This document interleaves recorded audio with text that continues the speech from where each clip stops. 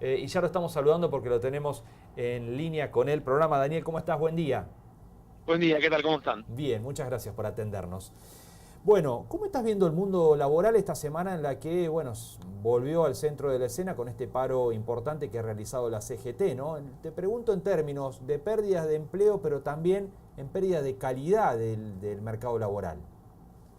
A ver, claramente la situación del mercado de trabajo es muy negativa y eso se explica fundamentalmente porque estamos en una economía en recesión, ¿no? Desde el año pasado, vos bien decías, se destruyeron una cantidad muy importante de puestos de trabajo, lo cual se explica básicamente porque el dólar, acordate, hace un año más o menos, en abril del año pasado estaba en 20, 21 pesos.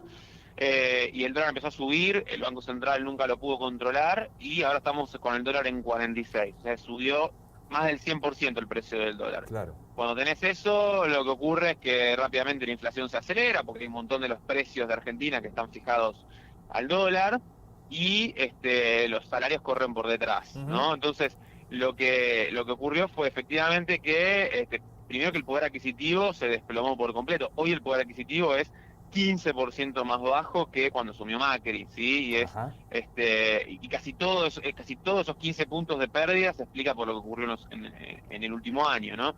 Y lo que ocurre es que cuando la gente tiene menos plata en el bolsillo, lo que ocurre es que consumimos menos porque no llegamos a fin de mes. Entonces vos te fijás los datos de ventas de los supermercados, por ejemplo, están cayendo más o menos 13%, más o menos una magnitud muy parecida a lo que cayó el poder adquisitivo. Claro.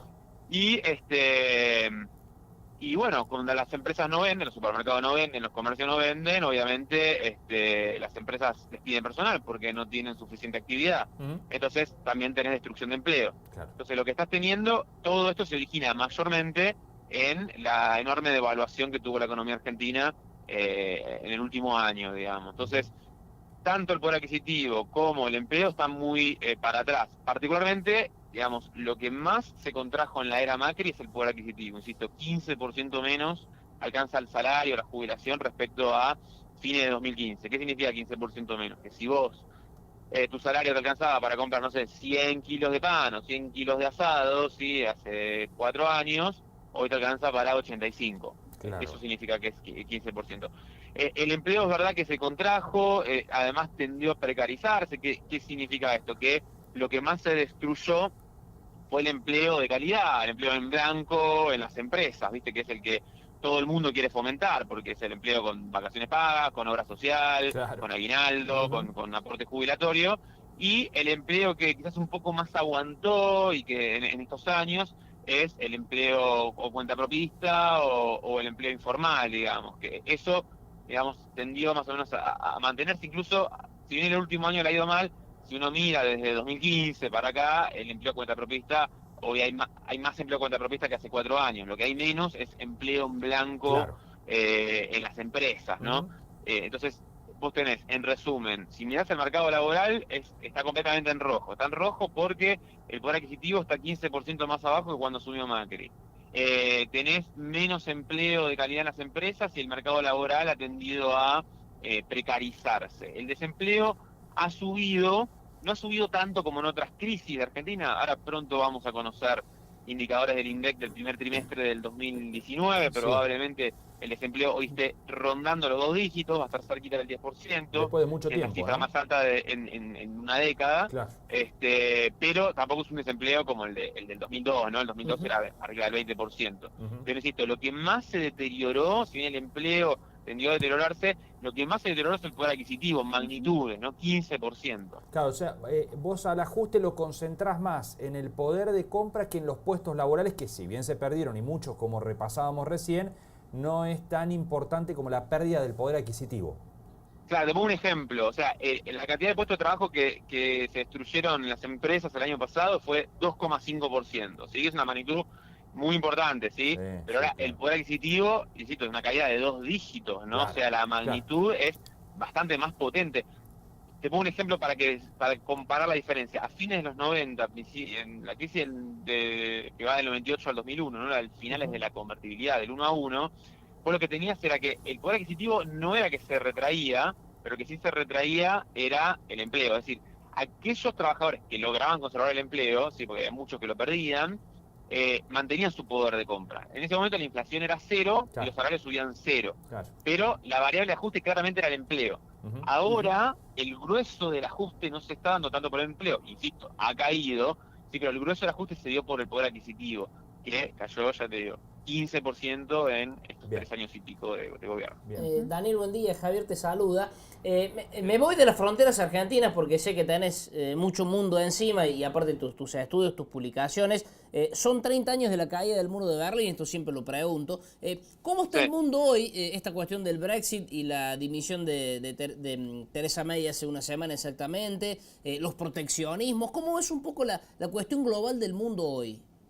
Ahora, vos tenés claramente un mundo, si vos mirás el mundo que va miremos estos 30 años, digamos, desde la caída del muro de Berlín, vos lo que tenés es un mundo que entre el 89 y la crisis del 2008, o sea, los primeros 20 de esos 30 años, tendió a integrarse cada vez más, ¿no? La llamada globalización, o sea, tenés grandes flujos de inversión extranjera, un aumento muy grande del comercio internacional y de la interdependencia entre los países. Eso hasta la crisis del 2008. Desde la crisis del 2008 para acá, empezás a entrar en un terreno, yo no te digo que hay una clara desglobalización, si no es lo que ocurrió en los años 20, 30, los años 30 particularmente del siglo XX, donde todos los países se cerraron sobre sí mismos, no tenés eso, pero claramente ese aumento de la globalización que habías experimentado en los años 90, en la década de los 2000, claramente empieza a tener ciertos frenos o pierde impulso, ¿no?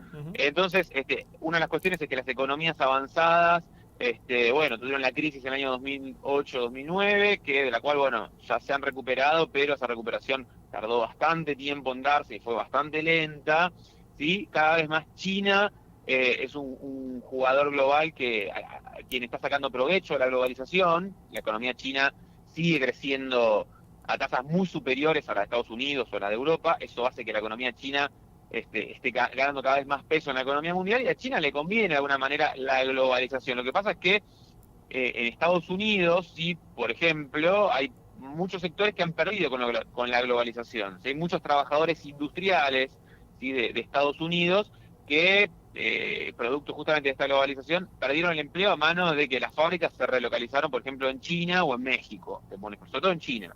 Entonces, esa gente perdió el empleo, que era un empleo más o menos bien pago, y por ahí consigue un nuevo empleo en, no sé, McDonald's, por ejemplo, en una empresa de servicios mucho peor paga, y generalmente, obviamente las condiciones laborales no son tan buenas como era cuando trabajaban en un sector industrial. Claro. Esa gente fue la que Donald Trump logró capitalizar porque estaba muy descontenta con ciertas cuestiones de la globalización.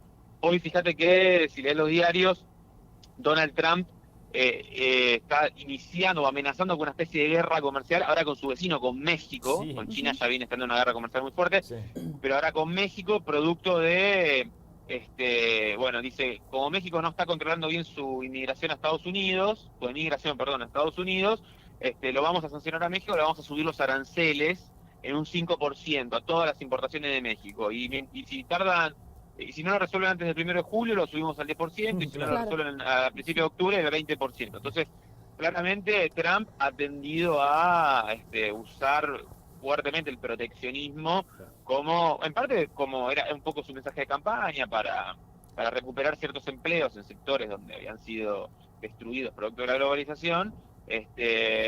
Ahora se atiene el argumento de la inmigración descontrolada de México para hacer una política proteccionista, ¿no? Teniendo en cuenta que, México y Estados Unidos están muy integrados, tienen un tratado de libre comercio, digamos. Sí, claro. Entonces, el impacto que esto va a tener en la economía mexicana es muy grande porque el 75% de las exportaciones de México van a Estados Unidos. En cambio, si bien México es un importante socio comercial de Estados Unidos tiene mucho más diversificado su cartera de clientes, de países con los que comercia. Entonces, si se resiente un poco el tema con México, tiene un montón de otros países con los que comerciar, y además tiene un mercado local tan grande, son 300 millones de personas, que puede depender mucho de su mercado interno, ¿no? Bien. La última, Daniel, que te quería consultar, vinculado con el mundo, pero con la Argentina en particular, una de tus últimas publicaciones en las redes tiene que ver con cómo evolucionan los países en base a su inversión en ciencia y tecnología, en investigación, y cómo ves a la Argentina ahí.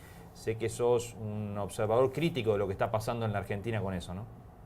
Es que sí, a ver, uno mira a la madre de todas las... A ver, si uno quiere, retomando un poco todo lo que estuvimos hablando, ¿no? Claro. Si uno quiere tener salarios que crezcan, empleo que crezca, de calidad, etcétera, vos necesitas que la economía crezca. Si no hay crecimiento económico, no vas a la esquina. Fíjate, ¿no? Tenés recesión ahora y eso te explica la caída del poder adquisitivo y del empleo, digamos. Entonces, es todo un combo. Entonces, vos necesitas que la economía argentina crezca. Para que la economía argentina crezca y sea sostenible en largo plazo y ese crecimiento permita bajar la desigualdad y la pobreza, que es lo que entiendo la gran mayoría de los argentinos queremos, por no decir todos, Claro. vos necesitas transformar el perfil productivo del país, ¿sí? Pasar a ser una economía más sofisticada, más diversificada, no dependiente tanto de los commodities, sino de la economía del conocimiento, digo, de parte de la industria, de los servicios intensivos en conocimiento, etcétera. Y todo eso requiere inversión en ciencia y tecnología. Si vos te fijas, los países que son desarrollados son los que más invierten en ciencia y tecnología relativo a sus economías, ¿sí? Y los países subdesarrollados no invierten casi en ciencia y tecnología. Entonces, la madre de todas las batallas del desarrollo y del bienestar de la población tiene que ver con la inversión en ciencia y tecnología. Es esa inversión, ese conocimiento el que después logra transformar el perfil productivo del país y hace que dejemos de ser un país con una matriz productiva, no te digo completamente subdesarrollada, pero lejos de un país desarrollado. Bueno, es fundamental, si queremos transformar esa matriz productiva, invertir en ciencia y tecnología. Los datos te lo avalan por donde lo mires. Digamos. Los países desarrollados invierten en ciencia y tecnología porque es la base de la prosperidad del hoy y del futuro, ¿no? Bien. Daniel, muchísimas gracias por estos minutos, ha sido muy amable. Gracias a ustedes, hasta luego. Que andes muy bien.